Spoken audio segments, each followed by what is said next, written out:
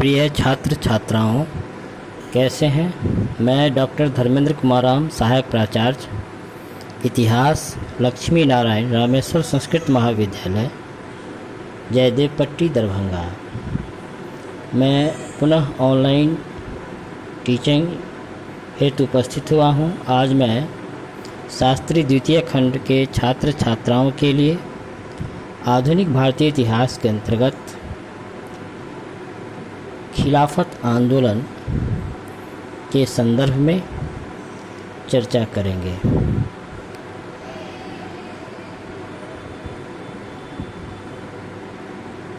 बच्चों, जैसा कि हम लोग जानते हैं कि प्रथम विश्व युद्ध 1914 से लेकर 1918 ईस्वी के बीच प्रारंभ हुआ। प्रथम विश्व युद्ध की समाप्ति के पश्चात मित्र राष्ट्रों अर्थात प्रथम विश्व युद्ध में विजयी राष्ट्रों और हारे गए राष्ट्रों के बीच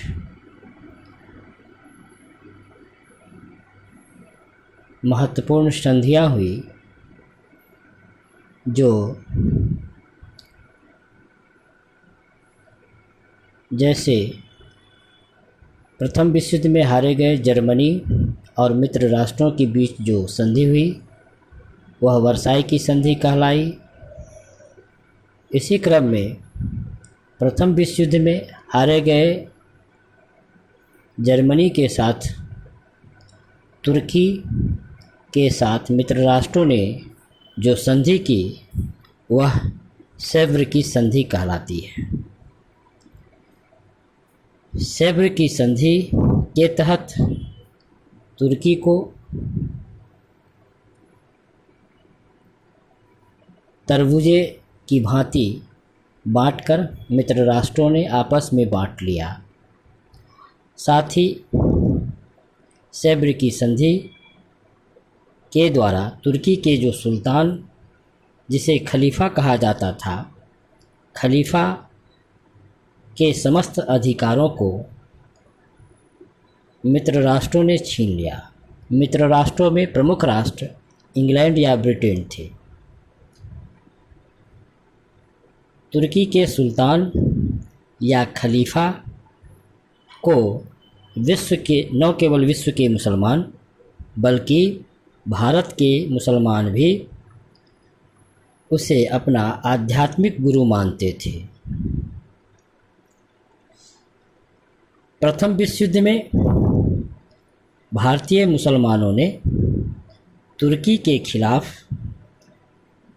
अंग्रेज़ों की इस शर्त पर सहायता की थी कि वे भारतीय मुसलमानों के धार्मिक मामलों में या किसी भी धर्म के मामलों में किसी भी तरह का हस्तक्षेप नहीं करेंगे और साथ ही मुसलमानों के धर्म स्थलों की रक्षा भी करेंगे। लेकिन प्रथम विश्व युद्ध में इंग्लैंड की विजय के पश्चात ब्रिटिश सरकार ने अपने वायदे से मुकर गई।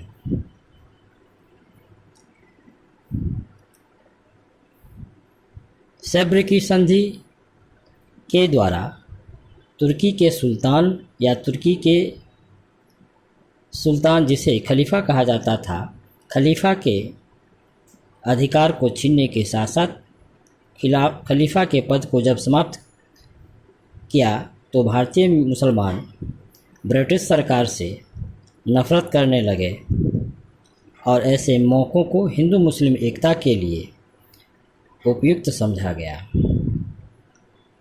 महात्मा गांधी ने मुसलमानों के साथ सहानुभूति व्यक्त करते हुए 23 नवंबर 1919 ईस्वी को दिल्ली में अखिल भारतीय खिलाफत कमेटी का अधिवेशन बुलाया और इस अखिल भारतीय खिलाफत कमेटी का अध्यक्ष गांधी जी को चुना गया, जिनके सुझाव पर असहयोग और स्वदेशी की नीति अपनाई गई।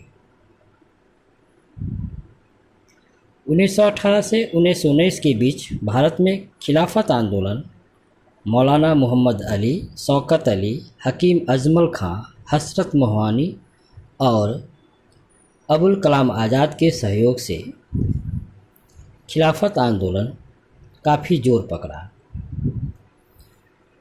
महात्मा गांधी के कहने पर एक शिष्टमंडल डॉक्टर अंसारी की अध्यक्षता में ब्रिटिश वायसराय से इंग्लैंड मिलने गया। वहीं दूसरे शिष्टमंडल मार्च 1920 ईस्वी में मौलाना शौकत अली और मोहम्मद अली के नेतृत्व में इंग्लैंड गया, लेकिन ये दोनों शिष्टमंडल अपने लक्ष्य की प्राप्ति में असफल रहे।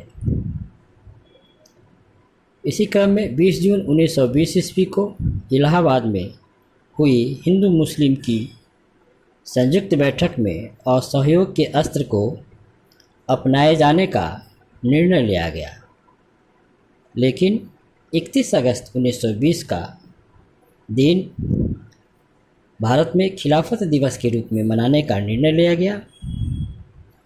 सितंबर 1920 ईस्वी में कलकत्ता के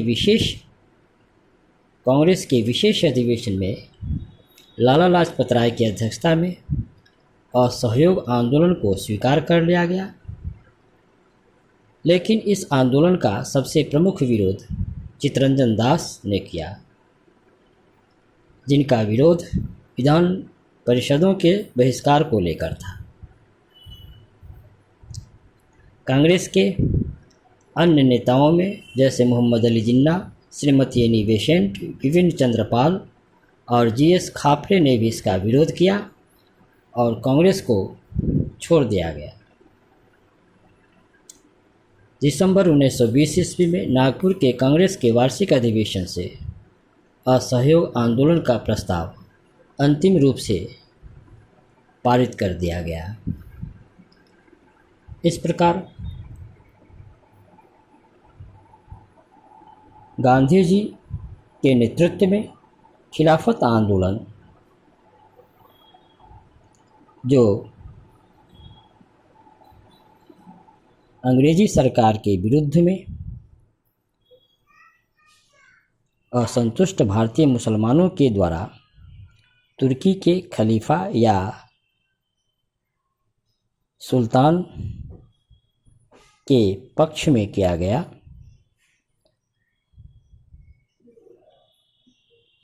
वह खिलाफत आंदोलन काफ़ी मायने में सफल रहा। तो बच्चों, आज हम लोग 1919 का खिलाफत आंदोलन, जो विशेषकर